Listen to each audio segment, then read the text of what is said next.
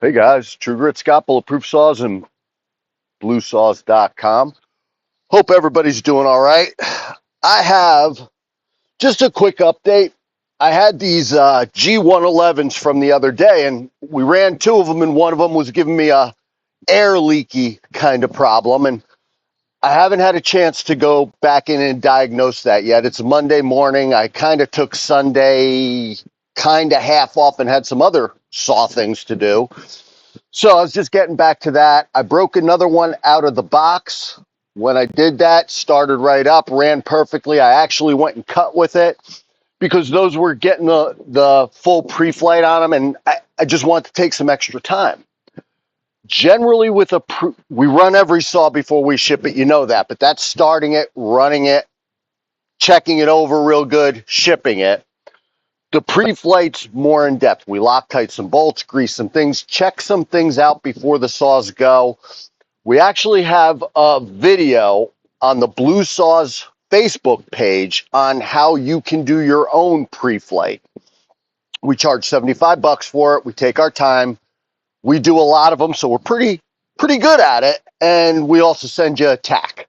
You know, it's nice to have a tack. I'll tell you, you'll learn to tune by ear, but a tack is nice just to test for sanity to make sure nothing's crazy. I was just drained the oil and fuel out of those guys. And part of the process when we do that is, you know, you drain the oil out and I drain it back into a fuel can.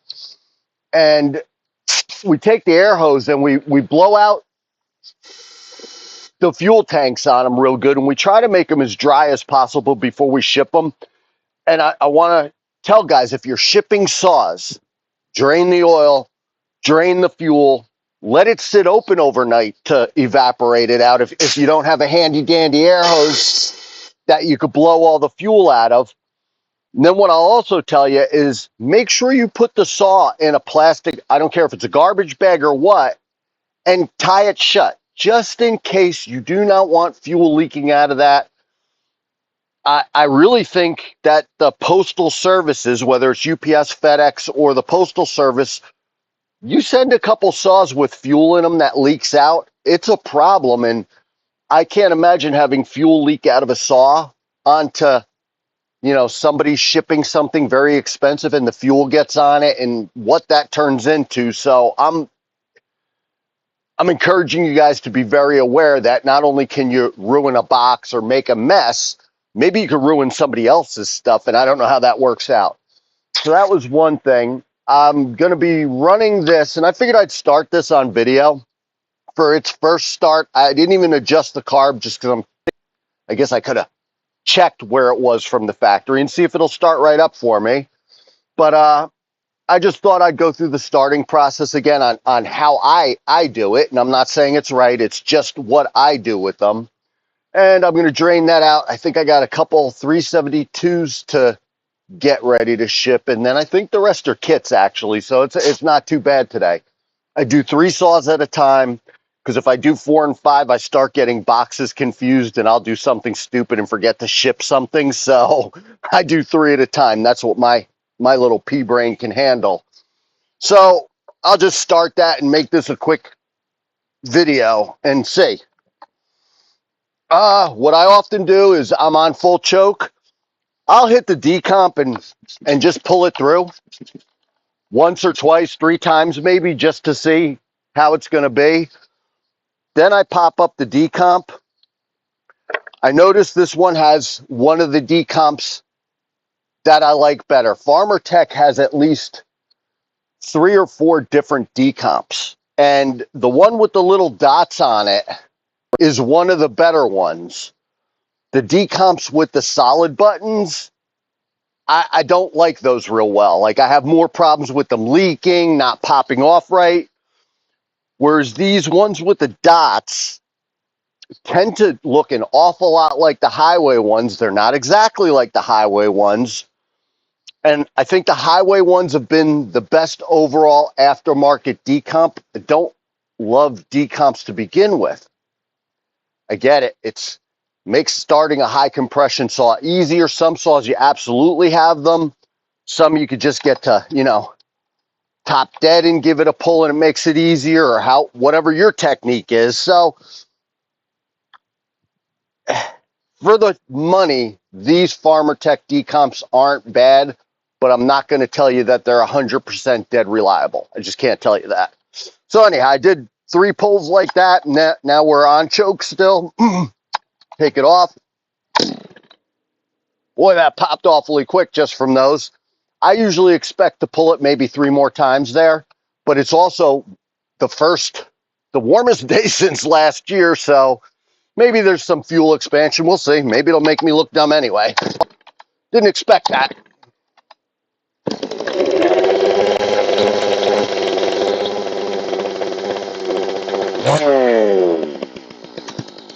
I hit the brake.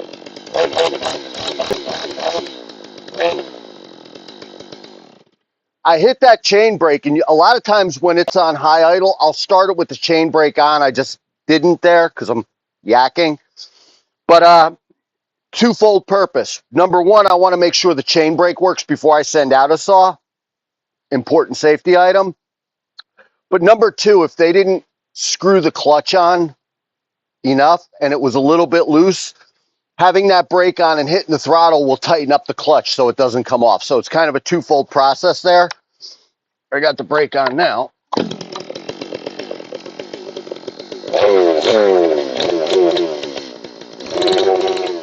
We got oil already, which is a good sign that immediately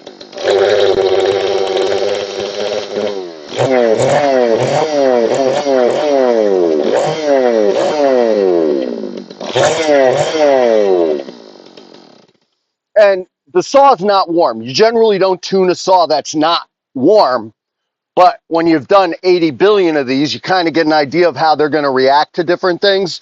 So I already know that that is overly rich on the high end, even though it's not warmed up, and you're not supposed to tune a saw there. So I'll take a little bit off the high.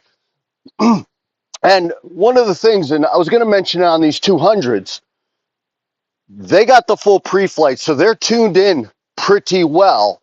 But even with that, I shipped those saws detuned, tuned a little bit lower than what the final user will probably want. And the reason I do that, maybe it's me being overly cautious and paranoid, but I know I'm running, it's either 89 or 91, ethanol free, mixed at 40-1. Generally, I use Red Armor. I ran out of Red Armor, so I'm using Lucas at the moment because I have gallons of Lucas laying around. But I generally like the Red Armor. But I don't know if he's going to throw in a different fuel, run it at 50-1. Maybe you're getting more RPMs out of his fuel. So I don't want to let that saw go at the top end of its RPM range for him to then be maybe get a few more RPMs out of fuel and go over the top. I'd rather him do the final little adjusting on it to get that little bit of extra and run the saw for a little while, break it in a little bit, then start tuning it. And that's my opinion. So I generally ship saws detuned, I'll call it. This sounded at about 10,000 RPMs, which seemed a little too detuned. So I'll tune this up a little bit. And the other thing with that is you could run a saw slobby piggy rich. You could blow spent fuel out the muffler and get all that black gook all over everything. No big deal. I don't think it's a good thing to do over time because eventually that stuff's going to start building up on the top of the piston, in the muffler, in the exhaust port, and eventually it's going to cause you a problem. So I think a saw should be properly tuned. It could be a little bit rich, just not pig rich. I don't think there's any reason to do that, and I don't think long term it does you any favors. We'll take a little bit off of that. We'll see.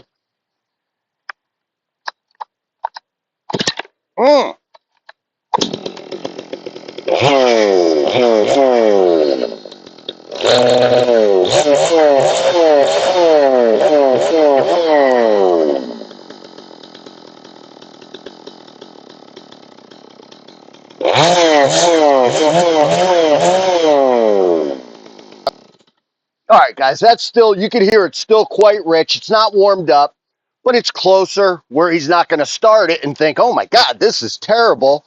He'll be like, it needs a little more, but not ridiculously rich. Kind of curious to where it was from the factory, so let's take a look. I didn't touch the low at all. Well, we'll see where we're at. We're at a half, a 1, a half, a 1 3/4 on the low. I really think that could be at 1, and I'd turn out the LA screw then. So let's see what that does. If I do half, 1, a little bit extra, for it to idle at that, I think that LA screw had to be in quite a bit. So I'll take a good turn and a half or so off that LA screw. Where did I wind up with the high? Out of curiosity. Half, 1, 1 1/2. So I'll pull that back half, 1 1/4. Let's see what happens.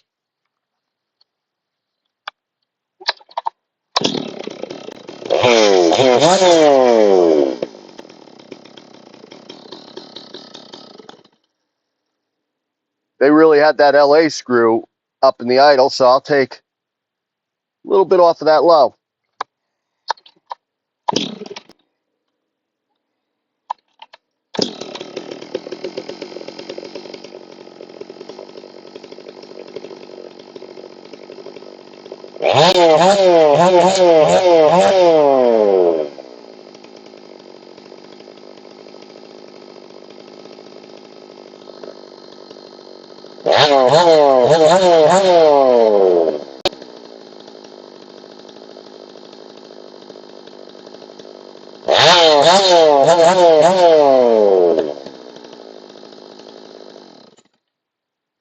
Well, now we